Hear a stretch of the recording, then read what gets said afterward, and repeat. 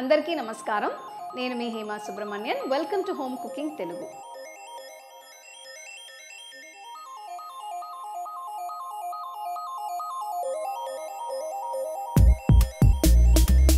ఇవాళ నేను మనందరికీ నచ్చిన ఒక రెసిపీ చూపించబోతున్నాను. అదే పులిహోర. ఇది ఎలా చేయాలో చూద్దాం. ముందుగా ప్యాన్లో 1 టీ స్పూన్ శనగపప్పు, 1 టీ స్పూన్ మినప్పప్పు,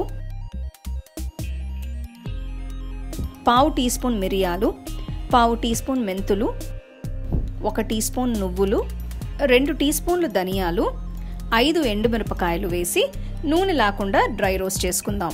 ఇవి మంచి గోల్డెన్ బ్రౌన్ కలర్లోకి వచ్చేంత వరకు వేయించుకోవాలి. మరీ మాడిపోకుండా జాగ్రత్తగా లో ఫ్లేమ్లో ఉంచి రోస్ట్ చేసుకోవాలి. ఇప్పుడు ఇవన్నీ మంచి గోల్డెన్ కలర్లోకి వచ్చేసాయి కాబట్టి స్టవ్ ఆఫ్ చేస్తున్నాను. ఇందులో 1/2 టీ స్పూన్ ఇంగువ వేస్తున్నాను. వీటన్నిటిని పక్కన పెట్టి చల్లారనిద్దాం. ఇవి చల్లారిన తర్వాత మిక్సర్లో వేసి పొడి చేసుకోవాలి.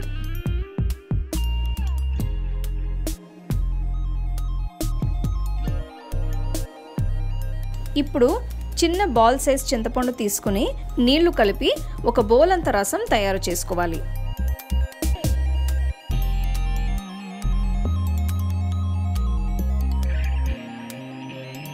ఈ చింతపండు రసాన్ని వడగట్టుకుని పక్కన పెట్టుకోవాలి.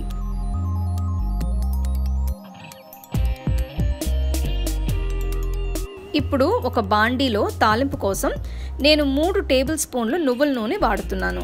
ఈ రెసిపీకి నువ్వుల నూనె వాడితే ఫ్లేవర్ చాలా బాగుంటుంది. ఇందులో 1 టీ స్పూన్ ఆవాల్ని వేస్తున్నాను. తర్వాత 1 టీ స్పూన్ శనగపప్పు, 1 టీ స్పూన్ మినపప్పు, గుప్పెడు వేరుశనకాయలు వేసి వేయించుకోవాలి.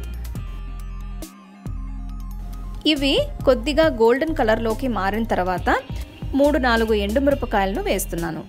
1/2 టీ స్పూన్ ఇంగువ, కొన్ని కరివేపాకులు, 1/2 టీ స్పూన్ పసుపు వేసి తక్కువ ఫ్లేమ్లో వేయించుకోవాలి. తాలింపు మొత్తం చక్కగా వేగిన తర్వాత అందులో చింతపండు రసం వేసుకోవాలి. ఇప్పుడు ఈ రసాన్ని 10 నిమిషాల పాటు మీడియం ఫ్లేమ్లో ఉంచి ఉడకనివ్వాలి. 10 నిమిషాలు అయిపోయాక పచ్చి వాసన పోయింది. కొంచెం ఉప్పు వేసుకోవాలి.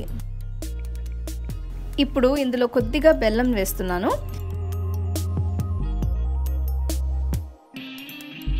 ఇప్పుడు ఇందులో మనం ఇందాక తయారు చేసుకొని పెట్టుకున్న పొడిని వేస్తున్నాను. ఈ పొడి వేసిన తర్వాత చింతపండు చిక్కగా అవ్వటానికి ఇంకొక 10-15 నిమిషాలు మీడియం లో ఫ్లేమ్లో ఉంచి ఉడకనివ్వాలి.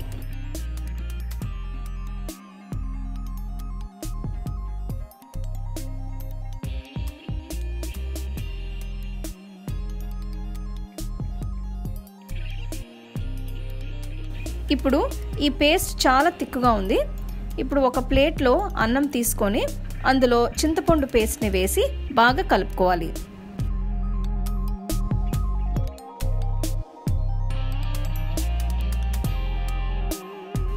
రుచి చూసి మీకు నచ్చినట్లుగా ఈ పేస్ట్ని కలుపుకోవాలి.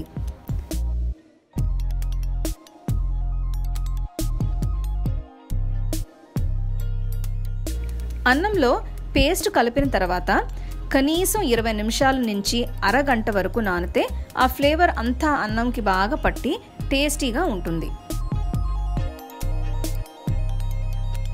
బ్రహ్మాండమైన పులిహోర ఎలా చేయాలో చూసాం. సో చూస్తుంటే మనకి తినాలనిపిస్తుంది. ఈ పులిహోర గుజ్జుని మీరు ముందుగానే చేసుకొని ఫ్రిడ్జ్లో పెట్టుకుంటే చాలా రోజులు ఉంటుంది. ఈ పులిహోరతో మీరు వడియాలు కానీ అప్పడాలతో కానీ తింటే చాలా బాగుంటుంది. పులిహోర ఒక మంచి లంచ్ బాక్స్ రెసిపీ.